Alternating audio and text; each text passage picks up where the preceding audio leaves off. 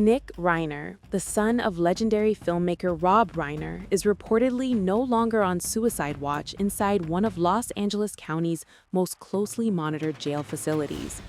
People magazine reports that the confirmation comes from a Los Angeles County sheriff's source, as Reiner remains behind bars at the Twin Towers Correctional Facility in downtown LA, alone, isolated, and under constant supervision, while facing the most serious charges imaginable: 2 counts of first-degree murder and allegations that could make him eligible for the harshest punishment under California law.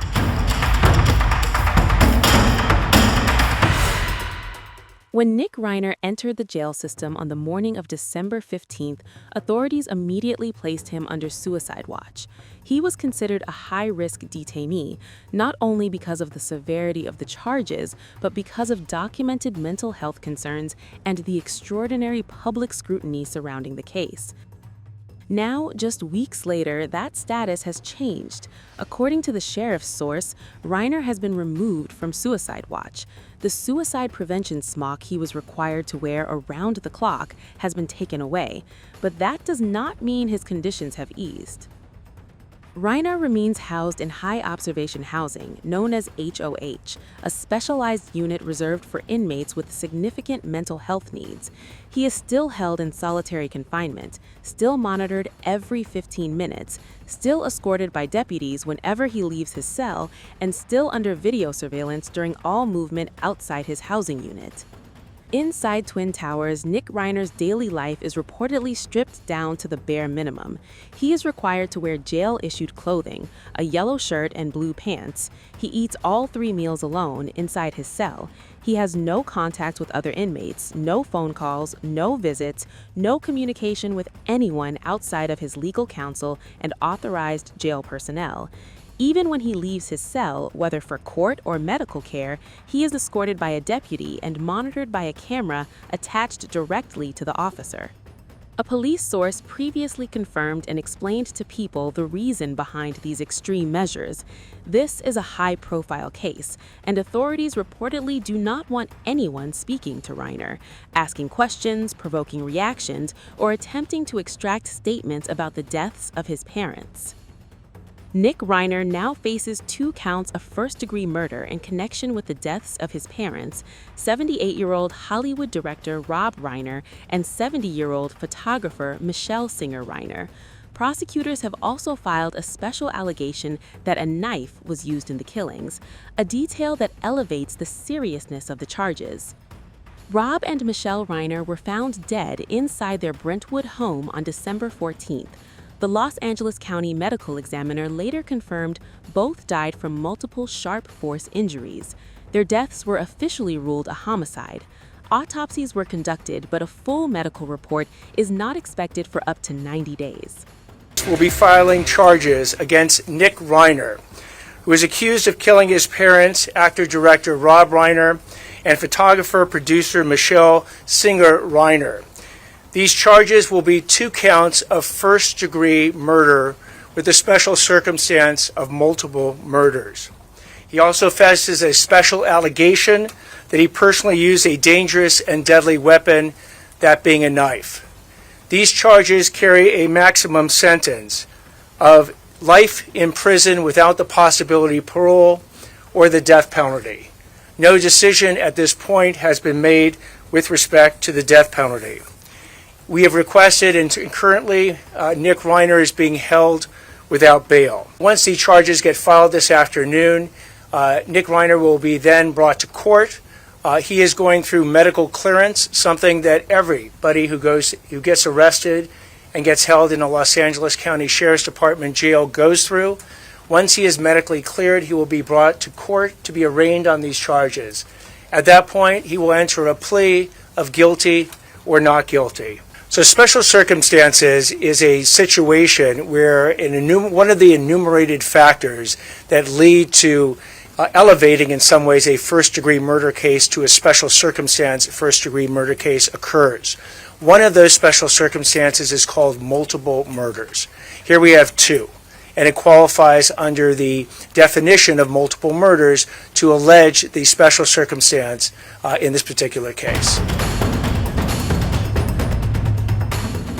According to reporting from the New York Times, the grim discovery began when the celebrity couple's daughter, Rob Reiner, received a call from a massage therapist who was unable to gain access to the property. Concerned, Romy went to the family home. Inside, she reportedly discovered her father's body. Overwhelmed, she allegedly fled the house. It was only later, after emergency responders arrived, that she was informed her mother, Michele, had also been found dead inside. The shock of gruesome double deaths rippled instantly through Hollywood and beyond. Sources close to the Reiners spoke up, and it was revealed that in the years before the killings, there were warning signs. Police records show that officers responded to welfare check calls at the Reiner home as far back as 2019, when Nick was living there. One call was classified as a welfare check. Another was specifically logged as mental health related. Those incidents now sit at the center of a broader discussion surrounding Nick Reiner's mental state leading up to the alleged crimes. Long before the case against him took shape, Nick Reiner spoke openly about a troubled past. In a 2016 interview with People, he described years of drug addiction that began in his early teens. He said he cycled through rehab starting at age 15. At times, he was homeless, sleeping outdoors for nights, sometimes weeks. Those experiences later informed the semi-autobiographical film Being Charlie, which he co-wrote. At the time, Nick said he had been home for a long stretch, reconnecting with his family and trying to stabilize his life. Meanwhile, multiple outlets have also reported that Nick Reiner was being treated for schizophrenia before the deaths of his parents. As per Los Angeles Times and KNBC, sources say Nick was prescribed medication for the condition. Symptoms of schizophrenia can include psychosis, disorganized thinking, and difficulty distinguishing reality. According to jail sources quoted in reports, doctors and mental health professionals have determined that Nick Reiner has a mental disability, a finding that continues to shape how he is housed and monitored. Despite being taken off suicide watch, authorities stress that his mental health remains a significant concern. On December 17th, Nick Reiner made his first appearance in Los Angeles Supreme Court. He wore a blue anti-suicide smock and shackles. He sat behind plexiglass, staring straight ahead. When Judge Theresa McGonigal asked whether he would waive his right to a speedy arraignment, Reiner responded quietly, "Yes, Your Honor." Nick's attorney, Alan Jackson, declined to enter a plea. The hearing lasted less than 5 minutes. Outside the courtroom, Alan Jackson told reporters the case involved very complex and serious issues and urged the public not to rush to judgment. Then he walked away without taking questions. Gentlemen, I just have a couple of quick words. First of all, and most importantly, this is a devastating tragedy that has befallen the Reiner family. We all recognize that. Our hearts go out to the entire Reiner family. There are very, very complex and serious issues that are associated with this case. Those need to be thoroughly but very carefully dealt with and examined and looked at and analyzed. We ask that during this process you allow the system to move forward in the way that it was designed to move forward, not with a rush to judgment, not with jumping to conclusions, but with restraint and with dignity and with the respect that this system and this process deserves and that the family deserves. So with that, we are set for January 7th for an arraignment. That's the next court date, and that's all I have to say at this point. There may be more at some other point, but today we're going to rest on where we stand procedurally, which is this was a continuance of arraignment. Nothing happened today substantively. We'll be back for an arraignment in the same department on the 7th of January. We'll see you then. Los Angeles County District Attorney Nathan Hochman is pursuing the case aggressively.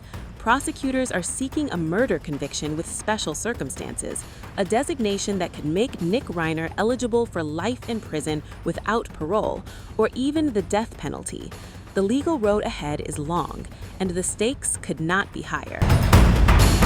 December 14, 2025, LAPD officers from our West Los Angeles division responded to a death investigation at the 200 block of South Chadbourne Avenue, which is in the Brentwood section of Los Angeles. Upon entering the residence, they discovered the bodies of Mr. and Mrs. Reiner.